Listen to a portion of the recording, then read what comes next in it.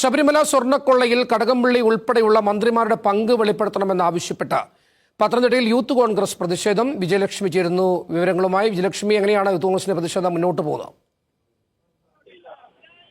അല്പസമയം മുമ്പാണ് പത്തനംതിട്ട യൂത്ത് കോൺഗ്രസിന്റെ ആഭിമുഖ്യത്തിൽ പ്രതിഷേധം സംഘടിപ്പിച്ചത്.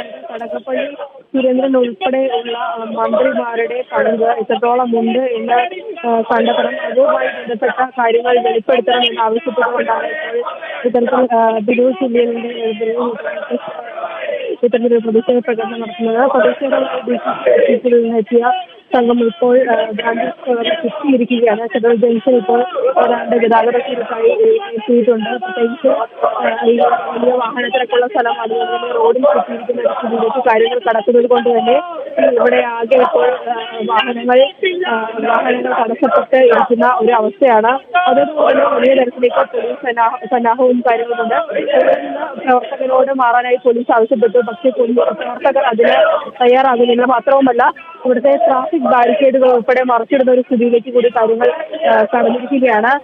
ഇപ്പോൾ ഇനിയും മാറിയില്ലെങ്കിൽ അറസ്റ്റ് ചെയ്ത് നീക്കുക എന്നുള്ള നടപടിയിലേക്ക് പോലീസ് കടക്കുകയാണ്. കാര്യങ്ങളാണ് ഇപ്പോൾ പോലീസ് പറയുന്നത്. അതേസമയം തന്നെ ഇത്തരത്തിലുള്ള ഒരു കാര്യം മറച്ചു വയ്ക്കാൻ അല്ലെങ്കിൽ ഇത്തരത്തിലുള്ള പ്രതിഷേധത്തിനെതിരെ പോലീസ് അടുത്തുമുട്ടുകയാണ്. അതിന് കൃത്യമായിട്ടുള്ള ഒരു മറുപടി പറയാൻ തയ്യാറാകാത്തതാണ് ഇത്തരത്തിലുള്ള ഒരു പോലീസ് നടപടിക്ക് കാരണം എന്നുള്ളതാണ് യൂത്ത് കോൺഗ്രസ് ആരോപിക്കുന്നത്. കൂടുതൽ പ്രവർത്തകർ സ്ഥലത്തേക്ക് വേണ്ടിയത്. അതോടൊപ്പം തന്നെ റോഡ് മുഴുവൻ ബ്ലോക്കാക്കുകയും തിരിച്ച് പ്രതിഷേധം നിർത്താനുള്ള തയ്യാറെടുപ്പിലേക്ക് കാര്യങ്ങൾ കടക്കുകയും ചെയ്യാത്ത അവസ്ഥയിലാണ് ഇപ്പോൾ യൂത്ത് കോൺഗ്രസ് പ്രവർത്തകർ. കോൺഗ്രസിന്റെ പ്രതിഷേധമാണ്. പോലീസ് ഇപ്പോൾ മാറണമെന്ന് ആവശ്യപ്പെടുന്നു, പക്ഷേ മാറാൻ കൂട്ടാക്കാതെ മുദ്രാവാക്യം വിളികളുമായി റോഡിൽ കുത്തിയിരിക്കുകയാണ് യൂത്ത് കോൺഗ്രസ് പ്രവർത്തകർ. വിജയലക്ഷ്മിയാണ് വിശദാംശങ്ങൾ നൽകിയത്.